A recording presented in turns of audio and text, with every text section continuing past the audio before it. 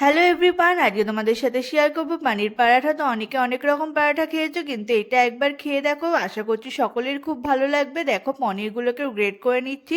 অপরদিকে পেঁয়াজ, রসুন, লঙ্কা, টমেটোকেও ছোট ছোট টুকরো করে কেটে নিয়েছি। এরপর সমস্ত উপকরণ এর মধ্যে পনিরের মধ্যে দিয়ে পরিমাণ মতো লবণ, পরিমাণ মতো জিরের গুঁড়ো, লঙ্কার গুঁড়ো দিয়ে পনিরটাকে ভালোভাবে মেখে নিতে হবে। অপরদিকে ময়দা মেখে নিয়েছি, ময়দা মেখে ছোট ছোট লেচি করে গোল করেও নিয়েছি। এর মধ্যে পনিরের পুরটাকে ভরে মুখটাকে ভালোভাবে বন্ধ করে দিতে হবে। এরম করে আমি সবগুলোকে ভালোভাবে তৈরি করে নিয়েছি যাতে বেলতে সুবিধা হয়। এরপর এক একটা করে এবার বেলে নেব। দেখো এক একটা করে বেলে নিচ্ছি, বেলা হয়ে গেছে। এরপর কড়াই বসিয়ে দিয়েছি গ্যাসে, শুকনো কড়াইয়ের মধ্যে এটাকে ভালোভাবে আগে ছেঁকে নিতে হবে। তারপর কড়াইয়ের মধ্যে তেল দিয়ে এটাকে ভালোভাবে ভেজে নিলেই রেডি আমাদের পনির পরাঠা।